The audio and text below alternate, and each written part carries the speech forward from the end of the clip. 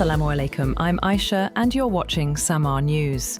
Here are today's headlines.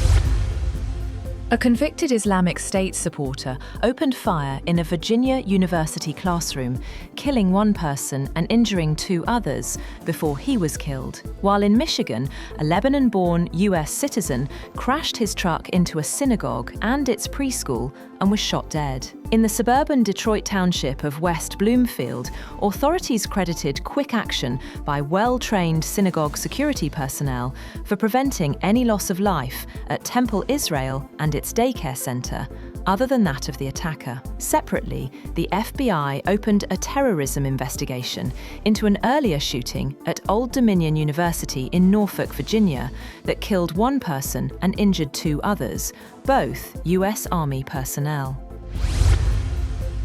Prime Minister Shehbaz Sharif met Saudi Crown Prince Mohammed bin Salman in Jeddah, where the two leaders held detailed discussions on regional developments and reaffirmed their commitment to peace and stability. The Prime Minister expressed deep appreciation for the Kingdom of Saudi Arabia's long-standing support for Pakistan. He also reiterated Pakistan's complete solidarity and full support for Saudi Arabia, particularly in what he described as challenging circumstances. Shehbaz assured Crown Prince Mohammed bin Salman that Pakistan will always stand firmly with the Kingdom of Saudi Arabia.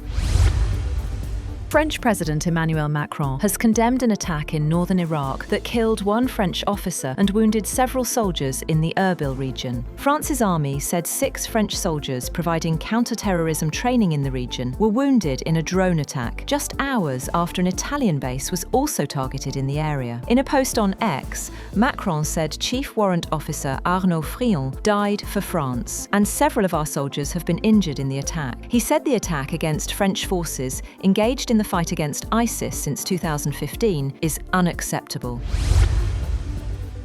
US President Donald Trump has issued a strong message on social media, claiming that the United States is overwhelmingly defeating Iran militarily and economically. According to Trump, US military operations have significantly weakened Iran's defense capabilities. He claimed that Iran's Navy and Air Force are no longer operational, saying the country's military infrastructure has been severely damaged. He also claimed that Iranian leadership has been wiped out, stating that their leaders have been erased from the page of their identity. The US president also issued a direct warning, saying the world should look what happens to these madmen today. A US military refueling aircraft has crashed in western Iraq in an incident US Central Command said involved another aircraft, but was not the result of hostile or friendly fire. In a statement, the CENTCOM said it was carrying out rescue efforts after the US KC-135 refueling aircraft went down. The second aircraft landed safely. It said the incident occurred in friendly airspace during Operation Epic Fury. A US official said the other aircraft involved in the incident was also a KC-135, and the one that crashed had as many as 6 service members on board. Iran's new supreme leader, Mojtaba Khamenei, has vowed revenge for the deaths of Iranian leaders and warned the Strait of Hormuz will remain closed. In his first televised statement since taking power, Khamenei said Iran could target US bases across the region. The warning comes as several ships were struck in attacks across the Gulf. 2 tankers were reported ablaze at Iraq's Basra port after suspected Iranian explosive boats hit the vessels.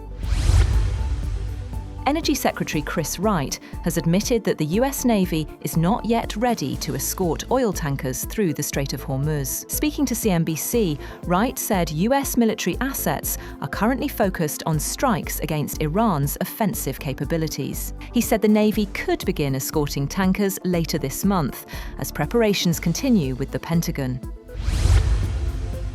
US President Donald Trump says rising oil prices mean greater profits for the United States, but stopping Iran from getting nuclear weapons remains his top priority. Posting on Truth Social, Trump said preventing Iran from developing nuclear arms is more important than the financial gains from higher energy prices. And the United States has issued a 30-day waiver for countries to buy sanctioned Russian oil and petroleum products currently stranded at sea, in what Treasury Secretary Scott Bessent said was a step to stabilize global energy markets roiled by the Iran war. The move was the latest attempt by President Donald Trump's administration to tame energy prices, after the US and Israeli strikes on Iran and the subsequent response by Tehran widened regional tensions and paralyzed shipping through the Strait of Hormuz, disrupting vital Middle East oil and gas flows and sending energy prices higher. That's all for now. For more updates, visit www.samaa.tv. Thank you for watching Samaa News.